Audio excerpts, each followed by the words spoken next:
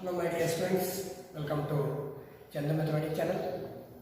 Today we will discuss very important topic, that is total probability, and one more thing is that is Bayes theorem. So ये topic में हम 3 marks के लिए annual exam में पूछ सकते हैं, ठीक है. So already we know that total this chapter will be 11 marks, 1 marks, 2 marks, 3 marks and 5 marks. In this one, we will expect 1 marks, that is, sorry, 1 question, that is 3 marks के लिए.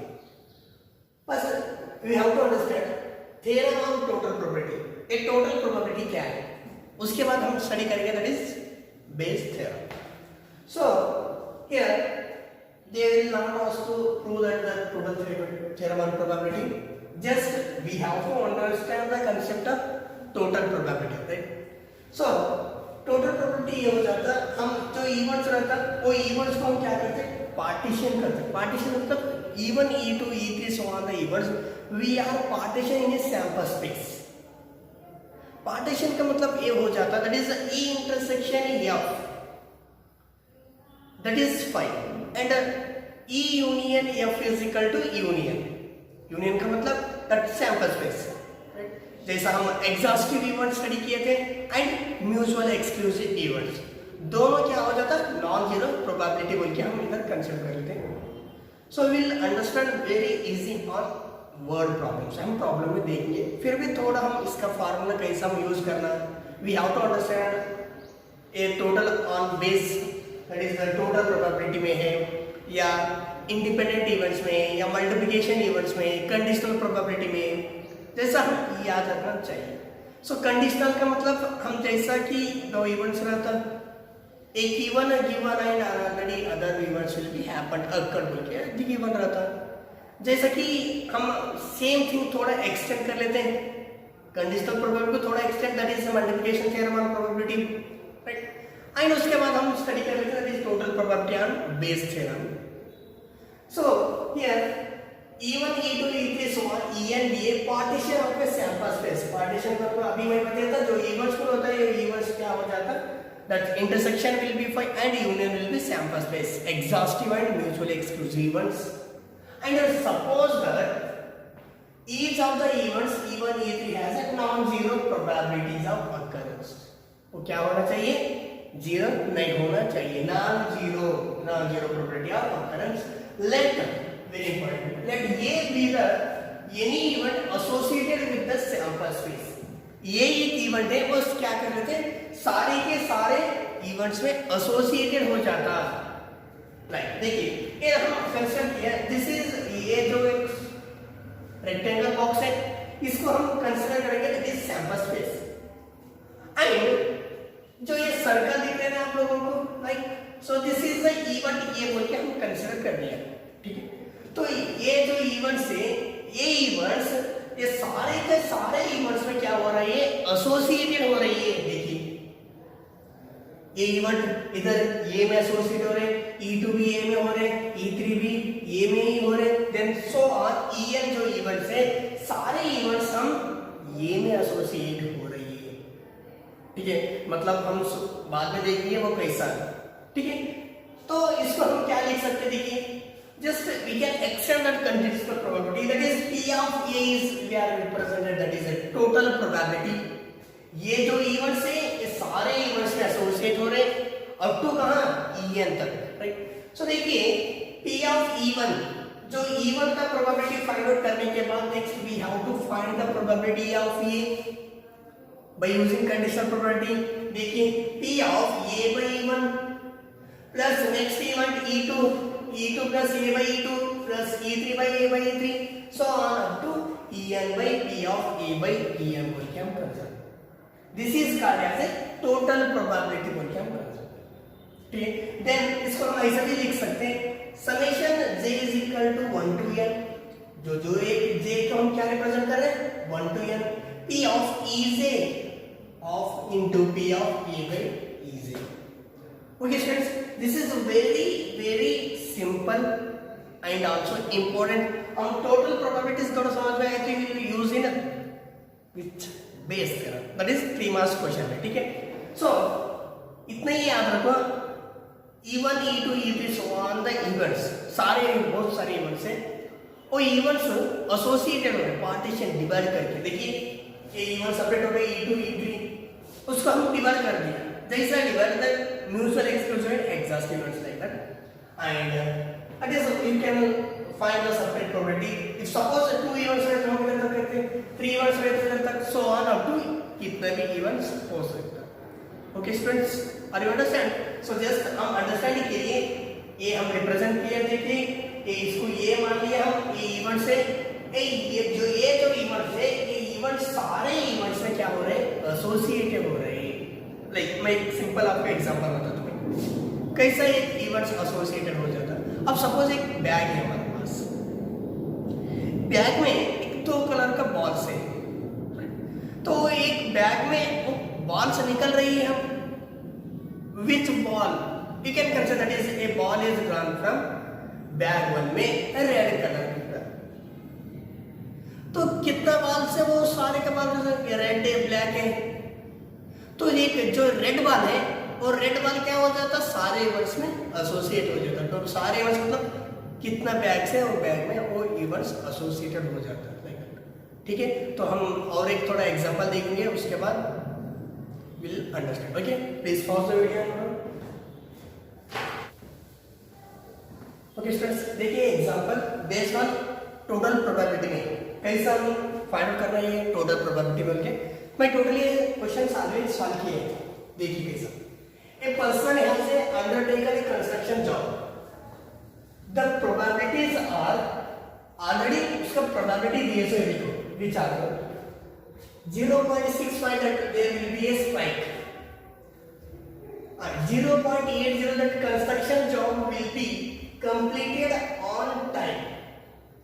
If there is no strike, when 0.80 the construction job will be completed on time, if there is no strike, sorry, if there is a strike, if there is no strike, that is 80.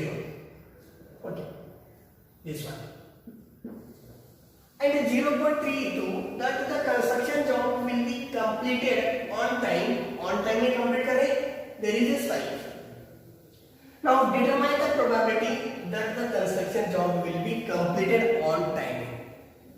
So थोड़ा आप लोग देखिए इधर, जो भी एक undertaken a person जो है वो अंडरटेकन में कंस्ट्रक्शन जॉब कर रही है,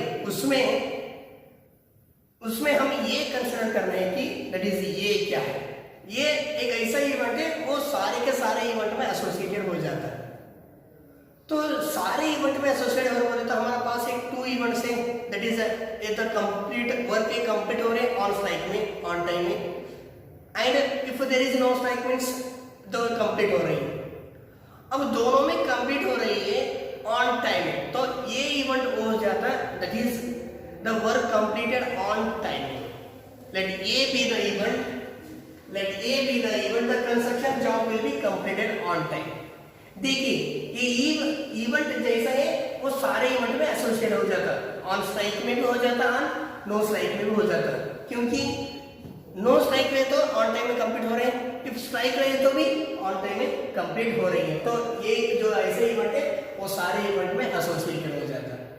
and second one thing I am taking that is B event क्या ले रही है, वो स्ट्राइक, नो स्ट्राइक मतलब बी डैश, राइट, उसका भी हम प्रोबेबिलिटी फाइंड आउट करेंगे।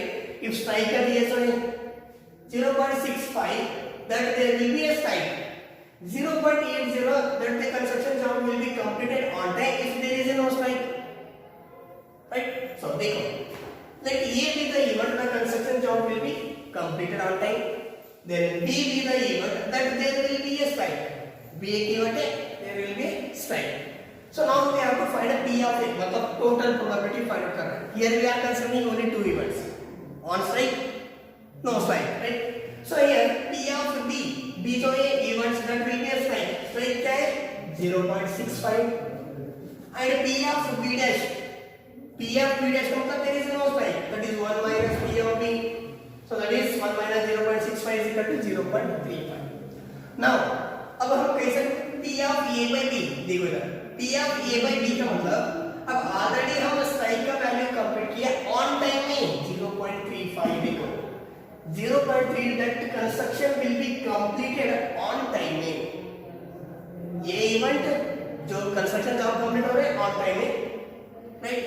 Just the job will be completed when the strike on time में जो कंप्लीट हो रहा है that is 0.32. If there is no strike, if it is like 0.32 that construction will be completed on time if there is a strike. Okay, so then 0.80 that the construction job will be completed on time if there is a no strike. So that is P of A by B dash. B dash का मतलब no strike on time में complete हो रही है, that is 0.80. 0.80 that the construction job will be completed on time if there is no strike. Very simple. Right? Now क्या करेंगे? Here हम representing it. अब जैसा आपको मैं टोटल प्रोबेबिलिटी बताया था, this is the sample space. ये जो इवेंट्स है वो क्या हो रही है? The total completed job on time, completed job on time में कंप्लीट हो रही है. राइट? अब हम B1 है और B डैश जो इवेंट्स है वो दोनों इससे एसोसिएट हो रही है. इफ स्ट्राइक रहे तो ऑन टाइम में कंप्लीट हो रहे हैं, there is no strike then on time में कंप्लीट हो रहे हैं. Okay, so then P of B, देखिए टोटल प्रोबेबिलिटी कैसे लिखना? P of A is equal to P of B into P of A by B plus P of B dash into P of A by B dash. So that हम value substitute करने पे you get 0.488. Okay, please pause the video. Okay, next one देखिए, that is Bayes theorem probability. यही हम 3 marks के लिए पूछ सकते हैं based on Bayes theorem. So इसका पहले हम ऑलरेडी स्टडी किए टोटल प्रोबेबिलिटी. टोटल प्रोबेबिलिटी है क्या बोलिए? नेक्स्ट अब same thing. So here also ये जो events E1 are non empty events which are constituted a partition of the sample space. जैसे कि जो इवेंट्स है, जो given events E1 E2 so on up to En, वो कैसे नॉन एम्प्टी इवेंट्स है which is constituted a partition. उसको हम डिवाइड करके that is in a sample space because already you know that in a sample space बहुत सारे events हो जाता है, राइट? सो कैसा इवेंट्स है वो तो pair wise disjoint and exhaustive events. आप लोगों को मालूम है कि पेयर वाइज डिसजॉइंट का मतलब E इंटरसेक्शन F और E1 intersection EF is equal to 5. That is हम जनरली लिख सकते हैं EI intersection EJ is equal to 5 where EJ is equal to 1 2 3 so on. That is called a pairwise disjoint. And the same thing E1 union E2 union so on union is equal to sample space, that is exhaustive events. हम already first year में study किए थे what is mean by exhaustive event and mutual exclusive events. And already introduction class first probability में मैं आपको बताया था. Then the P of EI by A is equal to, बस सिंपल है. आप लोगों को सर ये क्या बता रहे हैं आप, हमको कुछ समझ में नहीं आ रही है. You don't understand. First we have to clear the concept. हम जो कर रहे हैं क्या है इसमें बेस थ्योरम वाला, मैं आपको बताता हूँ. This is not necessary of in our annual examination state and prove Bayes theorem के क्वेश्चन नहीं पूछ सकते, राइट? सो हम क्या करना प्रॉब्लम में अंडरस्टैंड करेंगे. मैं बताता हूँ लोगों को. So here P of EI by A is equal to P of EI into P of A by EI divided by, this is the total probability summation J is equal to 1 to N P of EJ into P of A by EJ where I is equal to 1 2 3 so on. And here one more thing, जो events है ये events को हम hypothesis बोल देते हैं. ये सीधी question में पूछ सकते हैं hypothesis and prior probability and post prior. So हम ये बेस थ्योरम को रिवर्स प्रोबेबिलिटी बोल के हम स्टार्ट करते हैं. What reverse probability? That's why here look at here, जो इवेंट्स आ रही है E1 E2 E3 so on up to En, जो इवेंट्स को हम हाइपोथेसिस बोल के हम बोल दिया. And same thing the probability of PI, the probability of PI is called priori probability of the hypothesis EI. And same thing, then P of A by EI को हम क्या कर लेते हैं, post priori के बोल के बोला, that is using conditional probability. जो एक यूज कर रहे हो conditional probability यूज कर, ठीक है, समझ में? मैं तो देखो, suppose हम एक to you can consider by using tree diagram में हम कंसिडर कर लेते हैं, वेरी सिंपल हो जाता है. एंड अब probability means the probability of the event, probability of the event. So that is हम ये स्टडी किए थे कि favourable events, total favourable events divided by total number of possible events बोल के व्हाट इज प्रोबेबिलिटी स्टडी किए थे. Based on यही थिंग हम यूज करेंगे. जैसा हम प्रोबेबिलिटी फाइंड करते हैं, total number of favourable events divided by total number of possible outcomes, right? Favourable events divided by total number of possible outcomes. तो हम एक टू बैग्स कंसिडर किया, एक बैग 1 बोल के हम एक बैग 2 बोल के एक टू बैग हम कंसिडर किया. उसके बाद ये जो बैग में है, फर्स्ट बैग में 2 ब्लैक है 3 रेड है, एंड सेकेंड बैग में 3 ब्लैक है 2 रेड बॉल्स है, ठीक है. So clear this here bag 1 and bag 2 are the 2 bags. तो जो बैग में 2 कलर का बॉल्स है वो कैसे है, बैग 1 में 2 ब्लैक है 3 रेड है, एंड बैग 2 में 3 ब्लैक है 2 रेड है. अब मैं जो बॉल सेलेक्ट करें वो रैंडमली सेलेक्ट करें, दैट इज रेड बॉल. जो बॉल हम सेलेक्ट करें वो रेड बॉल सेलेक्ट कर रहे हैं, वो तो गिवन हो गए. तो आप लोगों को मालूम है कौन सा बैग में सेलेक्ट कर रहे हैं. Just we know that's we are finding the ball in a randomly. कौन सा, तो एक बैग में, राइट? एक बैग में एक बॉल को हम सेलेक्ट कर रहे हैं. Which that one bag we don't know, right? So randomly हम एक बॉल को सेलेक्ट करें, that is a red ball. Which of them? That is you can take that is bag 1. Then what is the probability of bag 1? का probability क्या है वो हम find करें. देखिए क्या क्या होगा इधर गिवन. ये जो एक रेड बॉल है गिवन हो गई, right? Next what about the black ball हम फाइंड करते हैं, एंड बैग 1 का प्रोबेबिलिटी फाइंड किया बैग 2 का. अब इधर दो बैग है, बैग 1 का बैग 2. अब दोनों में कौन सा भी करे तो उसका प्रोबेबिलिटी हो जाता है 1/2. You can select bag 1, you can select bag 2. दोनों में जो बैग है बॉल्स है उसमें बैग का प्रोबेबिलिटी है 1/2. अब सपोज 3 बॉल्स है तो 3 बैग्स में तो 1/3 हो जाता है. Is it clear? अब देखो ध्यान से. अब मैं कंसिडर कर दिया. अब इवेंट्स रिप्रेजेंट करें. देखिए इवेंट्स E1 E2 बोल करेंगे, बैग 1 एंड बैग 2. अब दोनों का प्रोबेबिलिटी क्या हो गए, 1/2 हो गए, ठीक है. अब ध्यान से देखो. अब उसमें हम जो बॉल सेलेक्ट किया दैट इज रेड बॉल. अब ऑलरेडी हम बॉल सेलेक्ट किए, अब एक टोटल प्रोबेबिलिटी सेलेक्ट करना दैट इज रेड बॉल. आपको मैं बताता है ये जो इवेंट्स है इधर देखिए टोटल प्रोबेबिलिटी में ये क्या है, इवेंट है which is associated with the सारे एलिमेंट्स में, सॉरी सारे इवेंट्स में. एक ये इवेंट ऐसे इवेंट्स है which are associated with all the events. Here I am taking E1 and E2. E1 and E2 दोनों बैग में रेड बॉल है, दोनों में एसोसिएटेड हो रहे हैं. Then what is the probability of red ball? P of A by E1. E1 already हम bag का प्रोबेबिलिटी निकल चुके हैं, नेक्स्ट हम रेड का प्रोबेबिलिटी निकलना है, and same thing here also. Lastly we have to find P of E1. Last हम बैग का प्रोबेबिलिटी फाइंड करना है, that is the P of E1 में जिसका लास्ट में जिसका बॉक्स हो सकता है, जब बैग हो सकता है, लास्ट में कौन सा बॉक्स कौन सा बैग में जो प्रोबेबिलिटी निकालना पड़ता है ना वो हम बस में. एंड ये इज द इवेंट. वो इवेंट क्या है, रेड बॉल है. बैग 1 में रेड बॉल का प्रोबेबिलिटी क्या है, ये हमारा एक फॉर्मूला हो सकता है.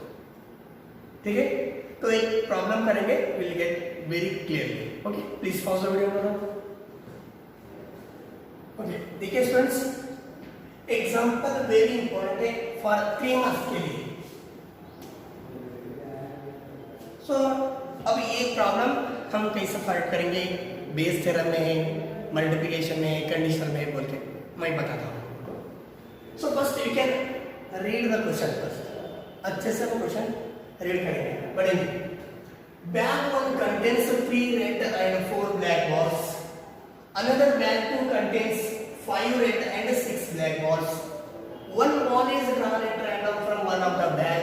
एक बॉल ले रही है, one of the bag randomly एक बैग में ले रही है, one of the bags, and it is found to be red.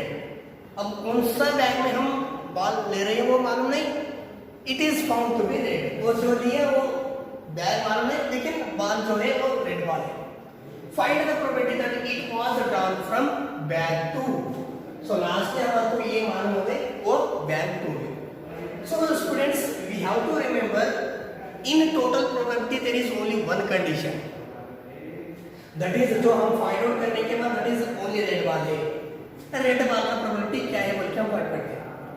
In base theorem में वो बॉल एंड बैग का प्रोबेबिलिटी दोनों भी रहता है, two condition will there in the Bayes theorem. समझ आ रहा है आप लोगों को? टू कंडीशन रहता है बेस थ्योरम, वन कंडीशन रहता है दैट इज टोटल प्रोबेबिलिटी। याद रखो। Is it clear now? Okay, now we can represent the events. So here एक टू बैग्स है, that is bag 1 and bag 2। उसमें कैसे है, बैग 1 में 3 रेड है, 4 ब्लैक है, एंड बैग 2 में 5 रेड है, 6 ब्लैक है। One of the bag is randomly from one bags, that is it is found to be red. Find the probability that bag 2. बस this is clear that is using base solution. ठीक है, अब इधर bag 1 bag 2 जो है उसको हम event cancel करें। Let E1 and E2 are two events which are bag 1 and bag 2. Is it clear?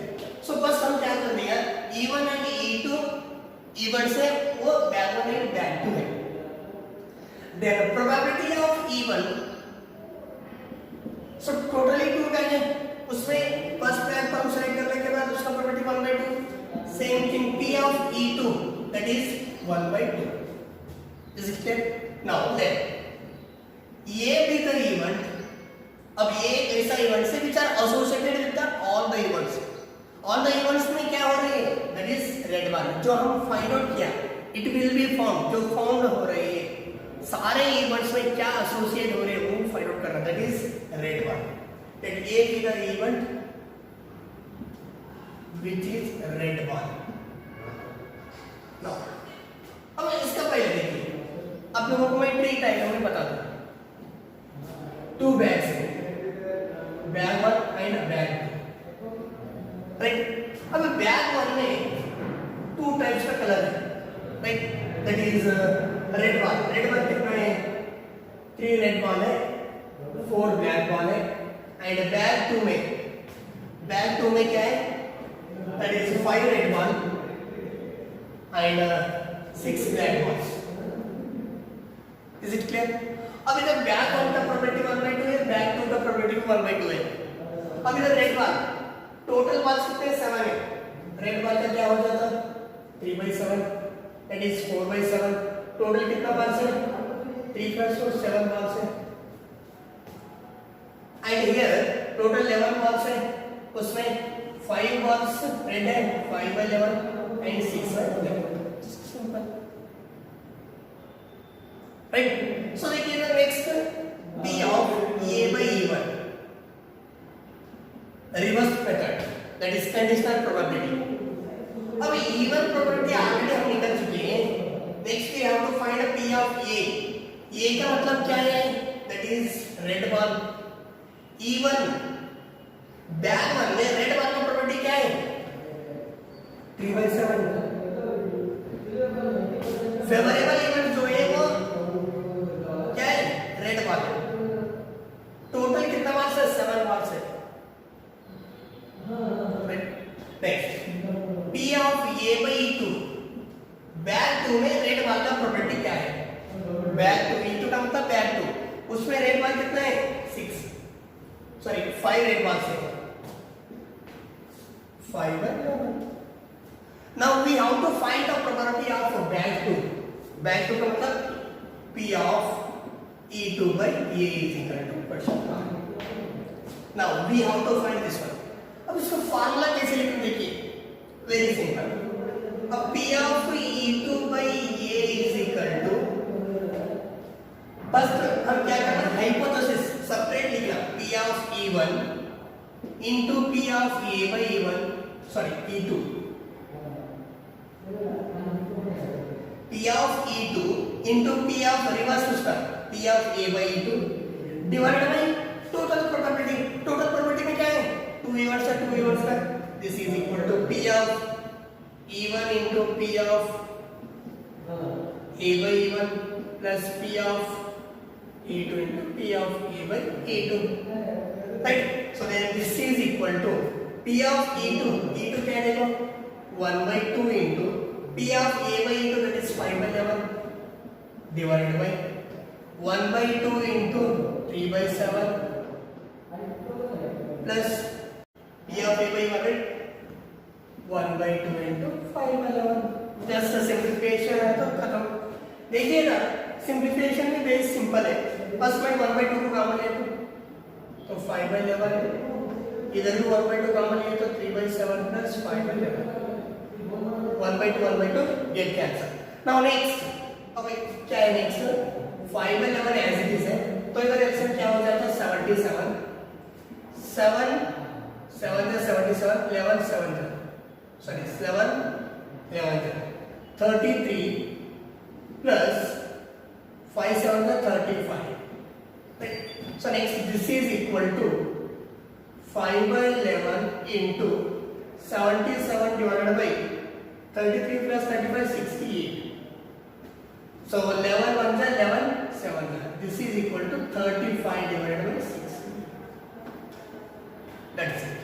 Okay, तो वेरी इंपॉर्टेंट प्रॉब्लम है. सो और एक एग्जांपल देखेंगे, आप लोगों को समझ में नहीं आए तो ट्री डायग्राम में देखेंगे. ओके, एंड डायरेक्टली हम यूज कर सकते हैं. ओके, नेक्स्ट प्रॉब्लम नेक्स्ट देखेंगे. Okay, please pause the video, note down.